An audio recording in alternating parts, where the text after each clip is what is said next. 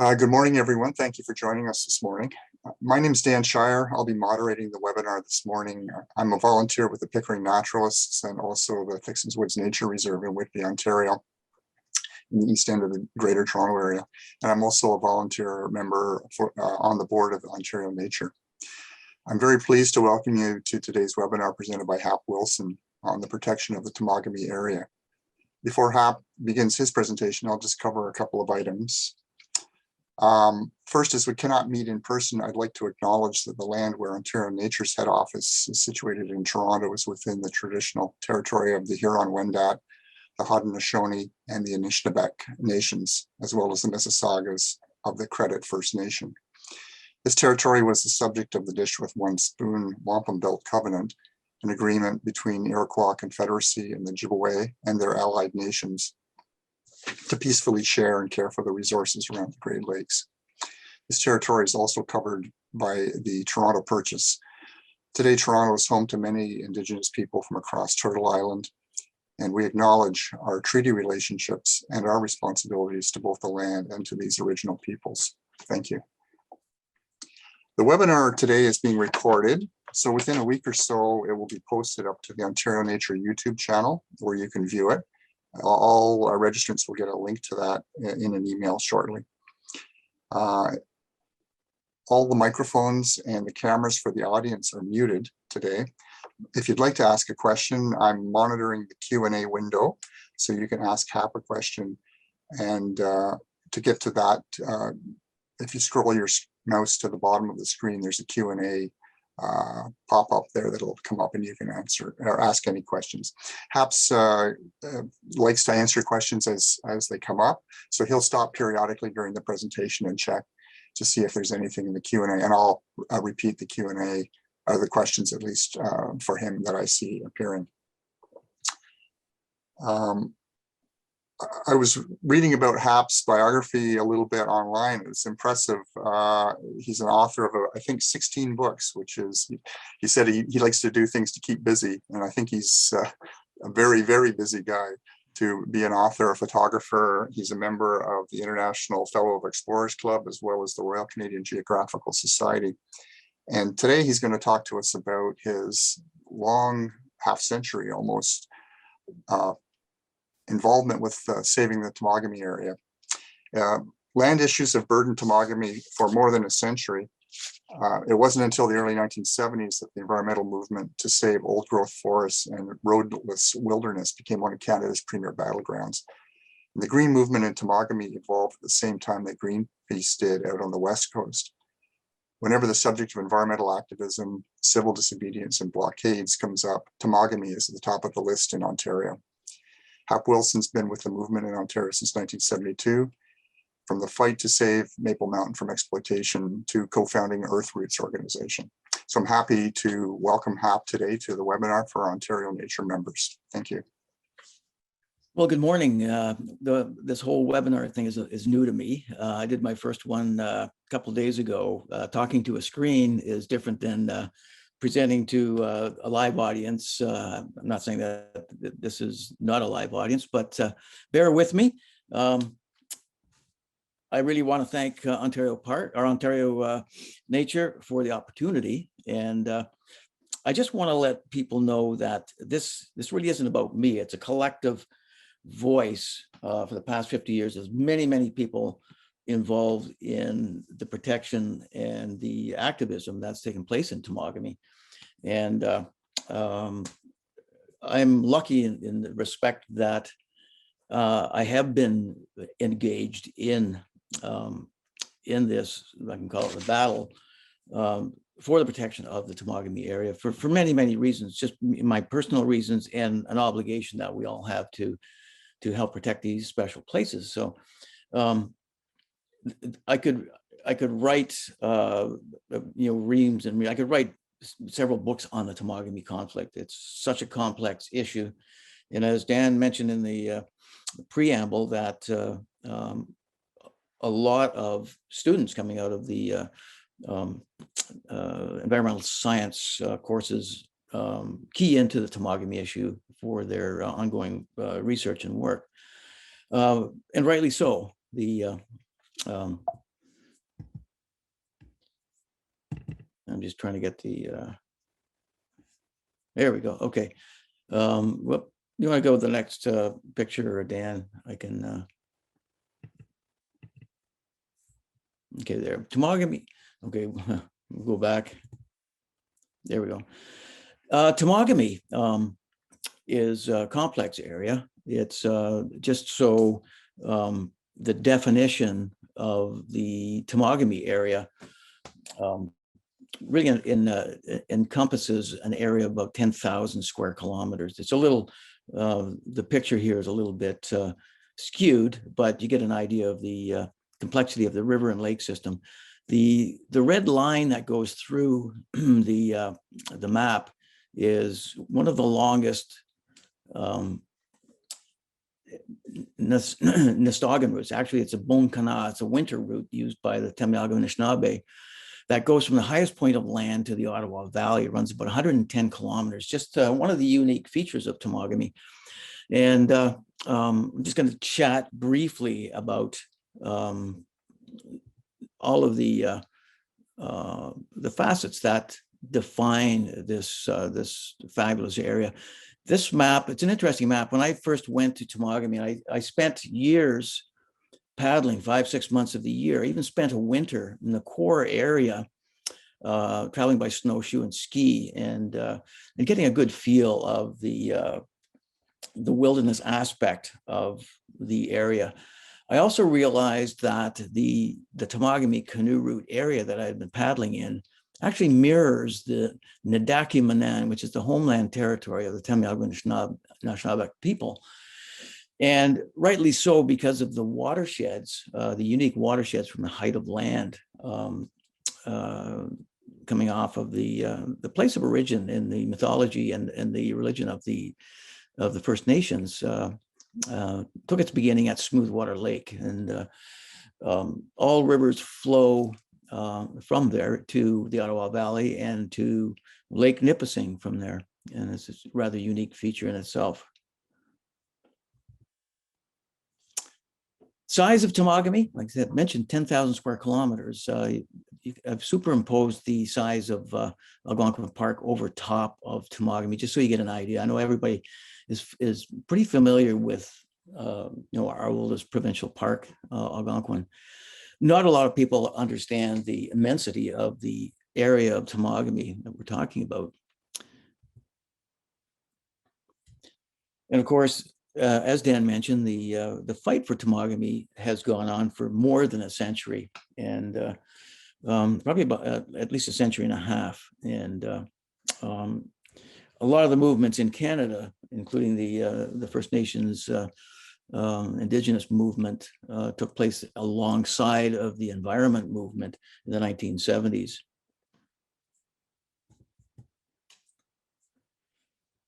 Certainly one of the features,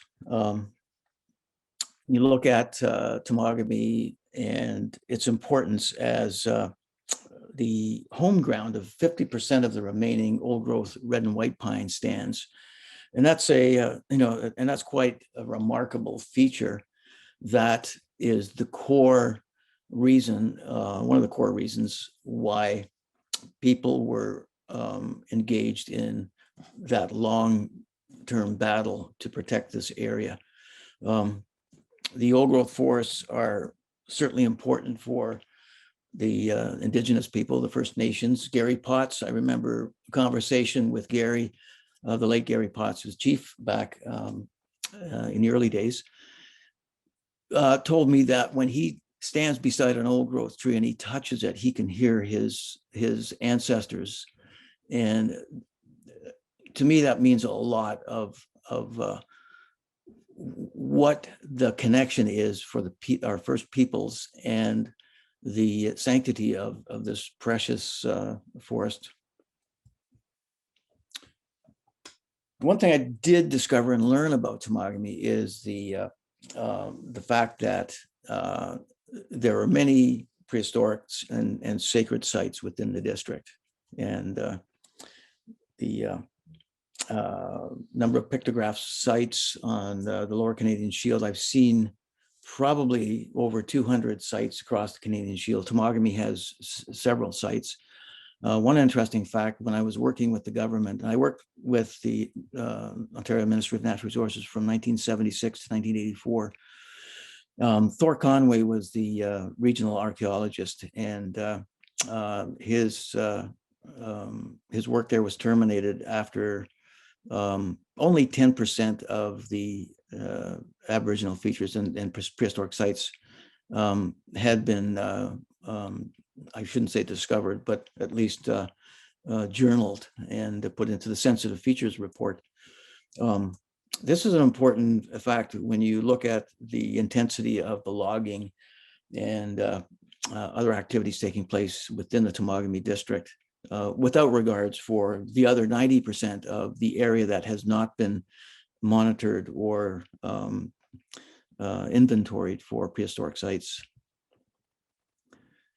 Certainly the canoe history, long time recreational canoeing started back in the late 1980s. For example, the oldest boys canoe camp in North America, Camp Keewaydin, started over 120 years ago on Lake Temagami. And some of the features that made Temagami a destination and a place for recreational canoeing, I'll just list some of them. Certainly the 5,000-year-old Nestogan trails, the Aboriginal trails that crisscross and connect all the lakes and rivers in Temagami. It's one of the oldest, or if not the oldest, Aboriginal trail system that's still intact today, which is quite an accomplishment when you look at the amount of development. The unique species of fish, the Aurora trout, is the only species found in the world on a few of the lakes at the headwaters area to the west end of the Wilderness Park. Highest points of land in Ontario, the Rock Knob Uplands own several of the highest points of land in Ontario. These features are also extremely important to the First Nations history and prehistory, certainly as key points of their religion and their activities over the last several thousand years, actually. There have been artifacts discovered locally within the district that do date back 5,000 years. Has the largest remaining stands of old growth red and white pine in North America. Yeah. It has one of the largest concentrations of prehistoric and historic archaeology sites on the Canadian Shield. Again, I mentioned that only 10% of that has been inventoried. Has some of the largest nesting concentrations of great blue herons, osprey, pine warblers, and merlins in Ontario. And the last remaining region of a continuous tradition of wilderness folk arts, such as wanigans and tumplines. Traditional canoe camps still use that, a blend of high-tech and traditional gear for canoe recreation. Clear water lakes and significant sand beaches for swimming, and numerous waterfalls and cataracts. Several river systems, especially the Lady Evelyn, Minjamagasipi, known for its multiple waterfalls. And it's the only existing Ontario park with adjoining hiking trails up significant heights of land. Some of the most well-used and important trails, such as Maple Mountain, Ishpatina Ridge, Dry Lake Ridge, all form part of the recreational experience in Temagami. And that came up as an issue for the logging plans when you look at sightline viewing. Temagami has probably over 24 high points where the vistas are mostly pristine. And one of the, I know one of the battles that we did have was to protect sight lines from these high points.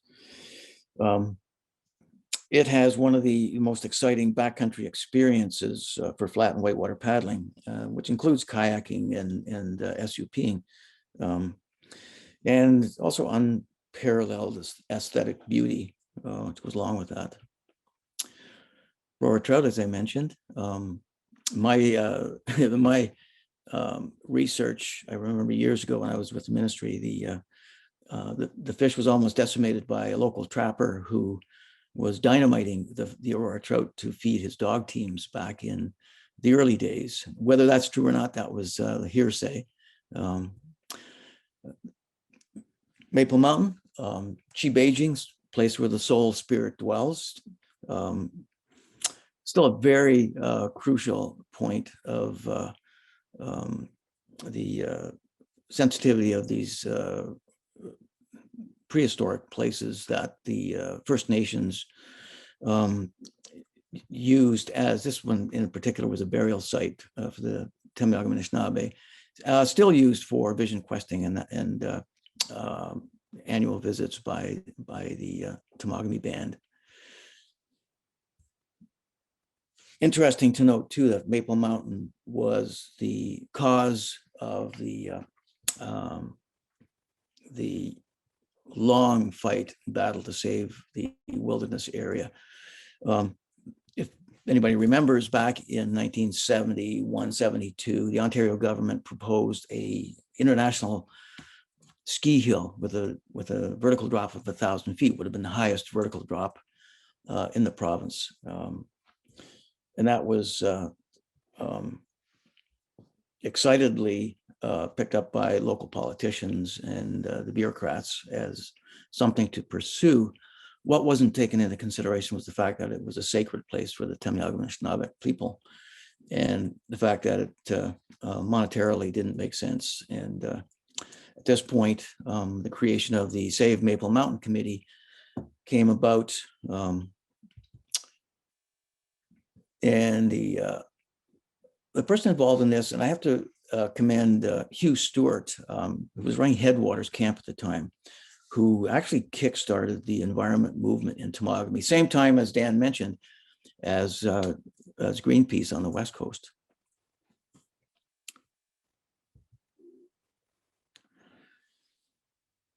There was a lot happening in Temagami through the 1970s, and there was a lot to grasp and take into consideration for such a novice environment group. And we approached a lot of the issues from a philosophical and emotional basis. We loved we love to hug trees. We didn't really have a monetary value for saving the forest and saving the land, whereas logging companies, mining companies could, easily tell you the dollar value of minerals or timber values. A lot going on, going back. There was mining taking place in the district, open pit mines. If anybody's flown over Temagami, this was one of the pits closest to the town of Temagami that, and they're still embarked on a cleanup program there. If things weren't bad enough in Temagami, there was a short period of time where the B-52 bombers were flying over the core wilderness area on almost a daily basis. And these planes were flying over at treetop level. So a lot of these groups and committees at the time were quickly formed by interested individuals. After the Save the Maple Mountain Committee was the preservation of the Lady Evelyn Wilderness, trying to preserve the vast Nostogan, the canoe routes that were so precious and important for the recreation industry. The military did stop the flyovers after petitions were made, and a strong voice that certainly spoke against the low-level flying in Temagami. Clear-cut logging was, I would have to say, was the key point of my interest in protecting Temagami. I had paddled almost all of the Nostogan routes by the time I was hired by the government in 1976 as an illustrator, and then in 1977 to compose the Temagami Canoe Route Guidebook, which at the time was to inventory the canoe routes, or the Nestogan, not necessarily specifically the Nestogan from their point of view, but to protect, not to protect either at that time. It was just to inventory the canoe routes so that the government could have something to hand out to people wanting to recreate in Temagami. The only park in Temagami, the interior park, was the Lady Evelyn River Waterway Park at the time. And it actually was busier back in the 1970s than it is today. And people key into and they gravitate towards established park systems. So one of the reasons for the inventory of canoe routes was to spread out the traffic over a much larger area. I knew what was going on. I knew about the logging and the infractions and the cutting over of portages, and in a lot of cases, clear cutting to the shorelines of smaller lakes. There was no checks and balances in it at the time in the 1970s that would protect these ancient Nestogan routes. And one of the difficult when you're defining Temagami, and at the time before they closed the Temagami office, there were 4 administrative districts that had its chunk of the Temagami area. And if you're talking about Temagami, there's Temagami town, there's Temagami, Lake Temagami proper, there's the Temagami administrative district. But when you're talking about the Nestogan, the ancient trails, the canoe routes, it takes in 4 administrative districts. Only Temagami district at the time took an interest in inventorying the canoe routes, which was difficult from the standpoint of just financing the program at that time.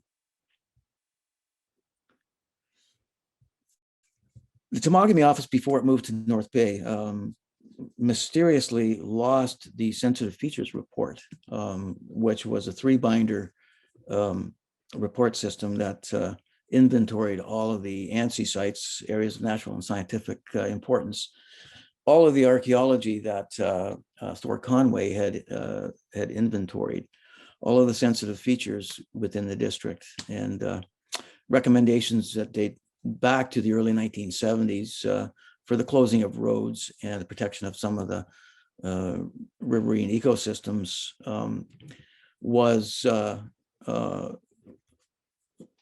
it was not in the works, but it was available for the planners and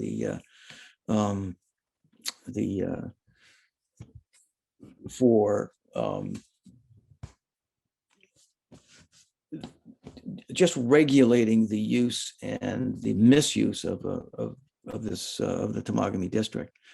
Unfortunately, with the sensitive features report went missing. I know when I worked on the wilderness park, I worked on the wilderness park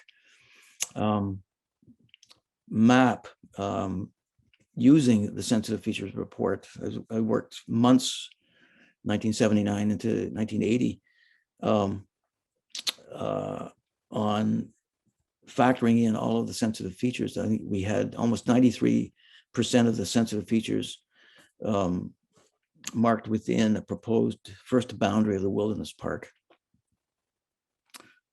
That was the first draft of the park. You can see the heavy green boundary, and the red areas you can see were areas of concern.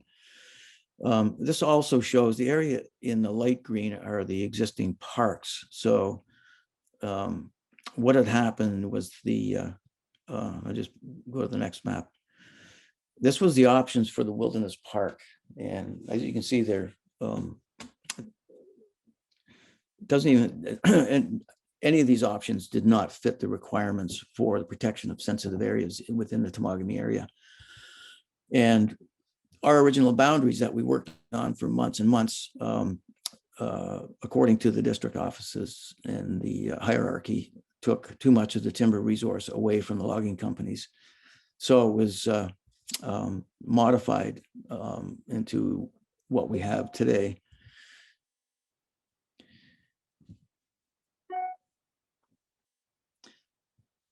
In 1986, we formed the Temagami Wilderness Society, which is now Earthroots today.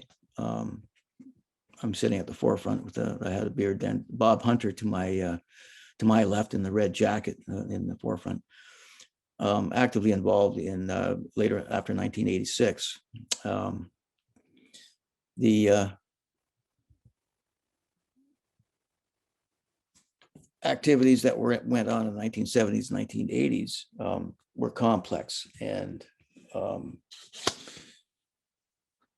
were, I would say, combative. We had certainly made a lot of mistakes in the movement. We approached it on a philosophical, emotional basis, and it wasn't until later that we adopted a long-term plan, and that was based on a lot of the historical and prehistoric issues that define Temagami, as well as the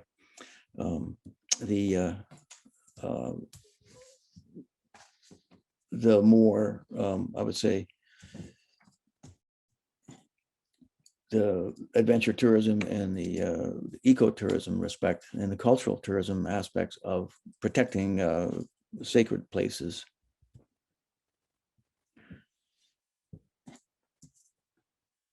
In the 1980s, we embarked on a program. We initiated the Tall Pines Project and hired Peter Quinby.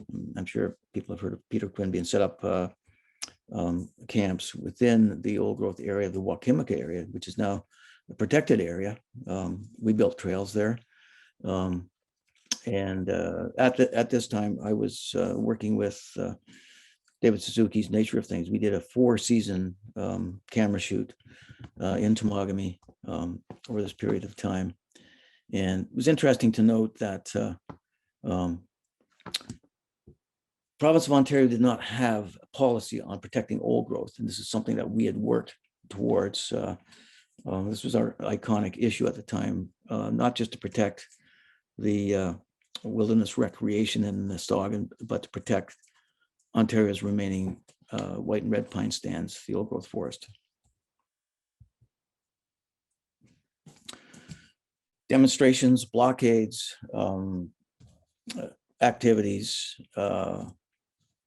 were rampant in the night, especially in the 1980s and the latter part of the 1980s. Earthroots, I say Temagami Wilderness Society, now Earthroots, embarked on several demonstrations in Toronto, as you can see here. The one interesting feature was the fact that Temagami was put on the International Union for the Conservation of Nature endangered list, and they had made several recommendations that I think it was I can't remember how far down the list it was, but they wanted to eliminate the 1996 by 1996 the Liskeard Lumber Road, and creation of a model management regime for the region, the establishment of a Temagami Area Council to advise on area management, enhance access control on existing logging roads. And one of the big problems affecting Temagami was the number of logging roads, the primary roads.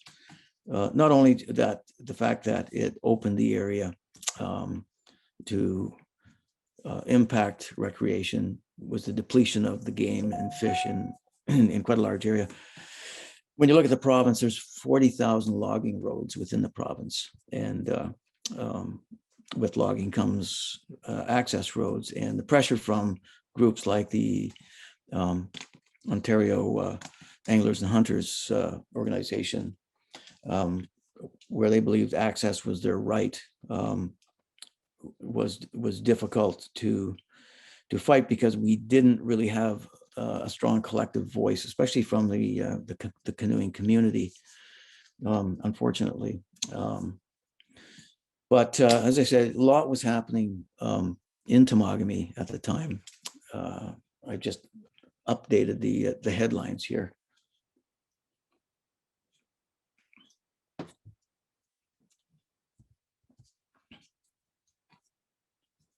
So things haven't changed that much. We have new players, same issues, and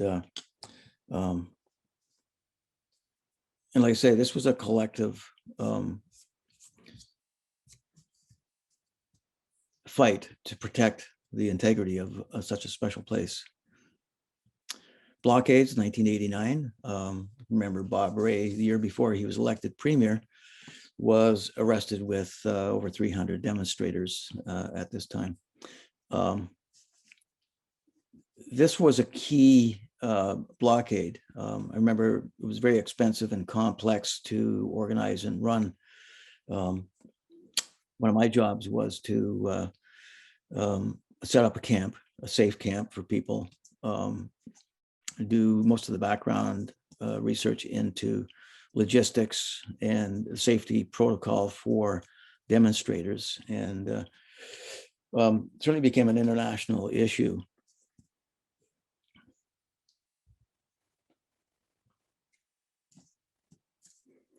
And looking back, I remember I had taken in photographers from the Toronto Star, and we were just taking pictures at the time, but we were corralled into a police van. And in September, it was an extremely hot day. I think it was probably close to 30 degrees.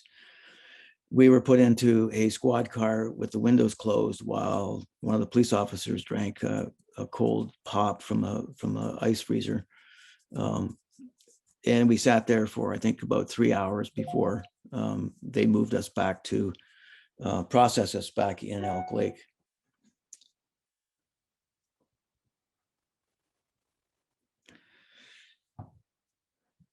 One of the things that is prevalent in the Temagami area is certainly mining interests, and especially with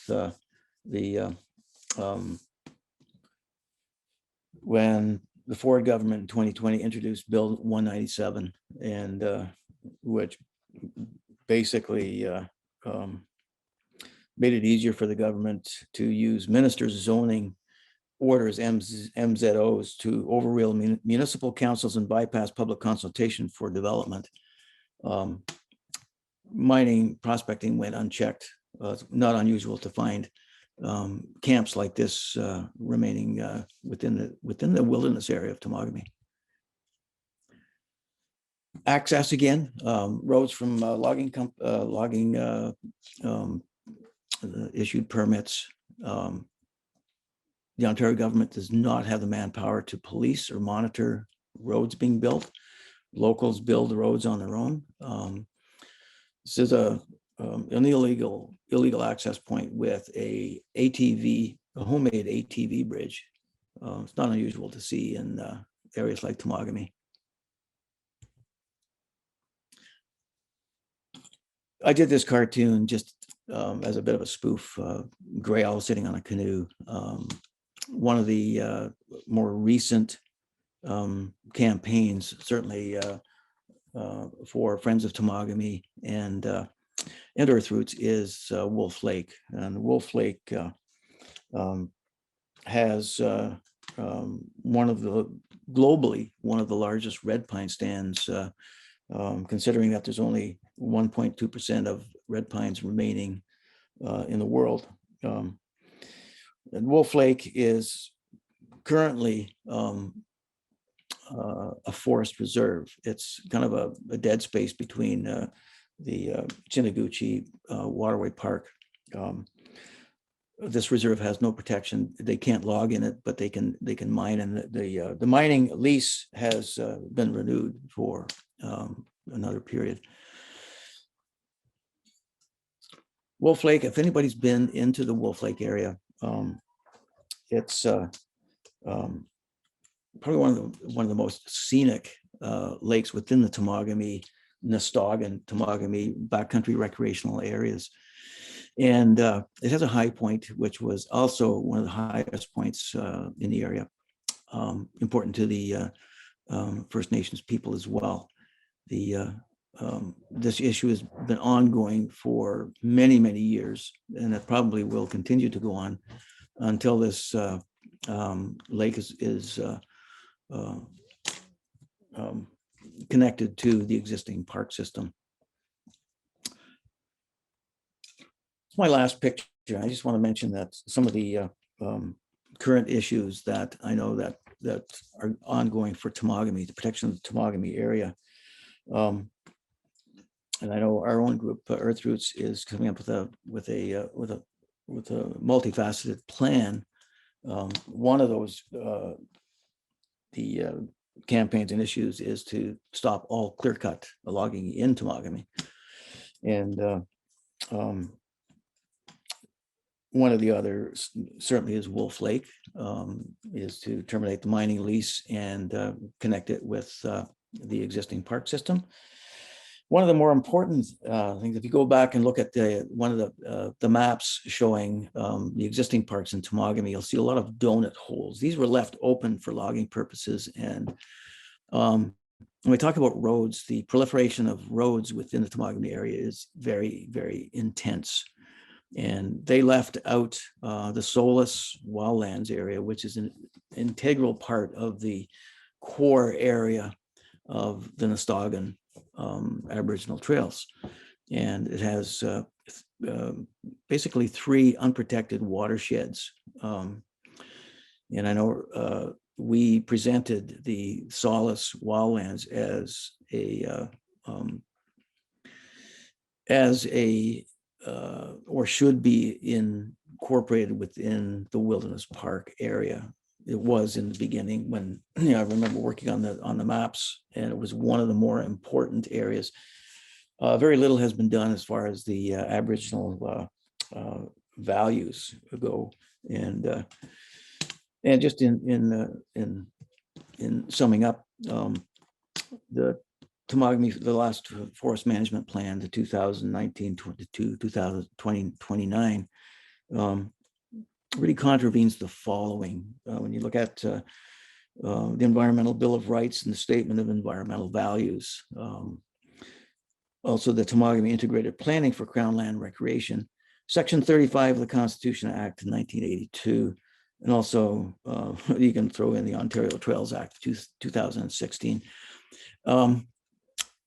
The MNR has seriously mismanaged the resources in Temagami, and it's well documented throughout the history of activities and activism. I could go on. There's reams and reams of papers and quotes, and where an example is Delcan was hired to compose the environmental assessment, and the government interfered with the process, and Delcan removed its name off the report. This is only one of many, many things that were going on within closed doors, seemingly clandestine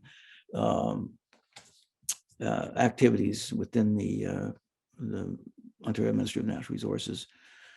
District manager in the 1980s was making deals with the logging companies, and authorized the building of the Red Squirrel Road, which precipitated a lot of the environmental movement, the IUCN being involved. And I remember working within the office in Temagami, that it was a classic case where the left hand didn't know what the right hand was actually up to. And a lot of the things were done without the knowledge of Lands and Parks and Fish and Wildlife branch. And this is where we stand today. And that was, we're still embarked on a lot of, I would say, and I won't say unattainable, but frustrating campaigns to keep this area protected for the long term. And And that sort of sums up my talk about Temagami. It's certainly a complex issue campaign, and I'd be happy to answer any questions if people have questions.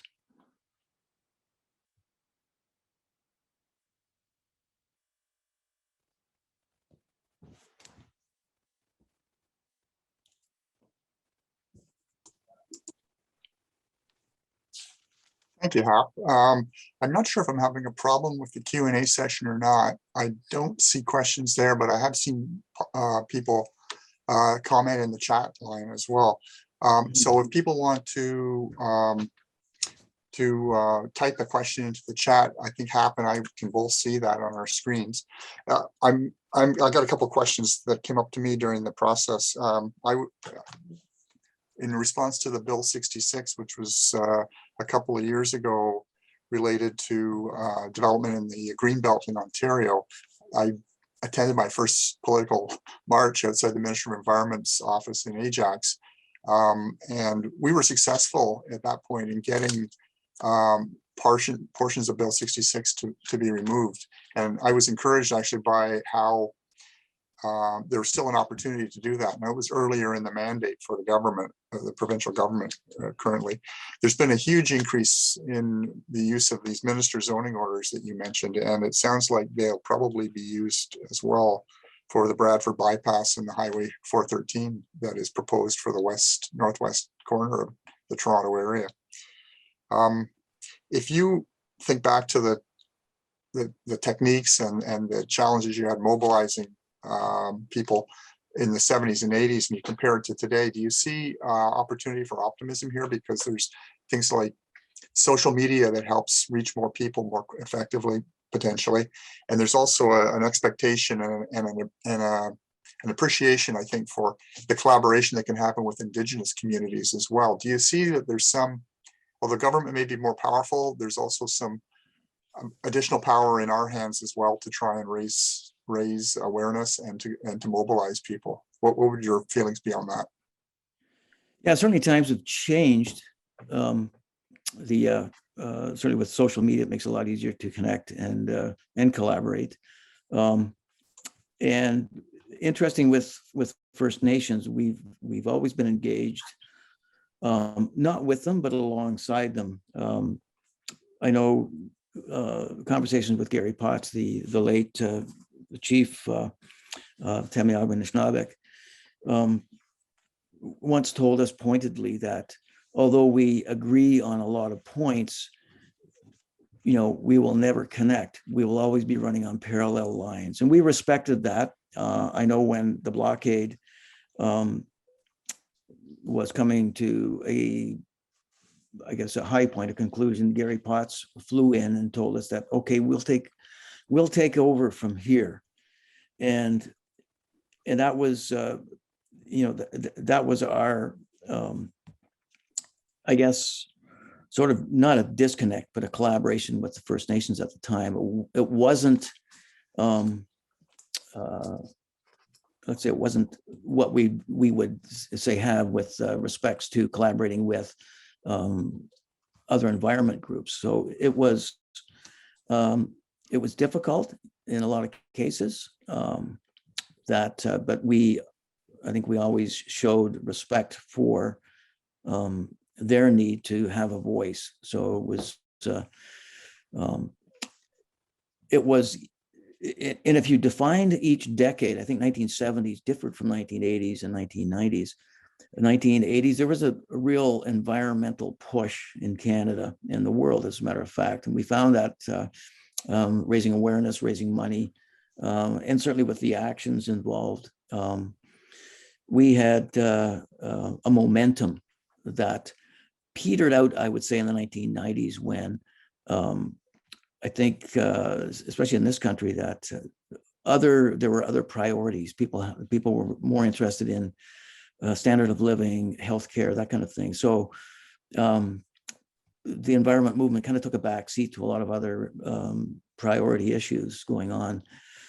Today, especially with like COP26 and climate change, there is a new emphasis on healthcare and the environment. I think people, it's a wake-up call, and certainly with, and I know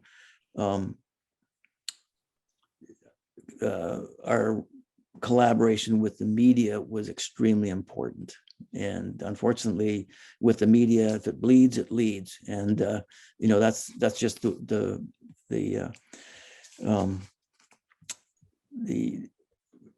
that's just the way it is with dealing with the media. And they've kind of taken, you know, there's other, the pandemic, for example, has been on the forefront of everybody's minds, and like, you know, rightly so. Certainly, reconciliation is another that is on everybody's mind. And so the environment movement at this point is it's percolating. There's a lot of things going on. It's, you know, it's difficult with, especially with Bill 197, which has, you know, made it difficult for environment groups at all levels to have a say in the protection of special places.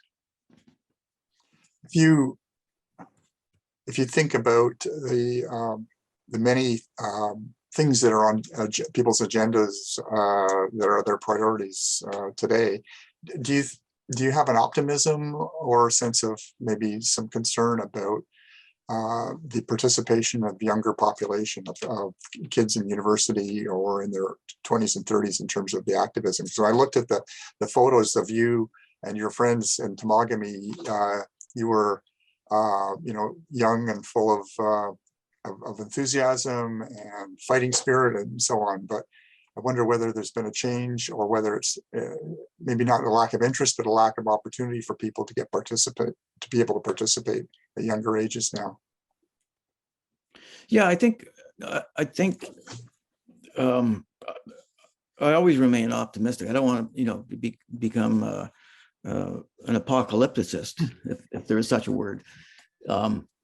You know, being in the environment business for, you know, almost half a century.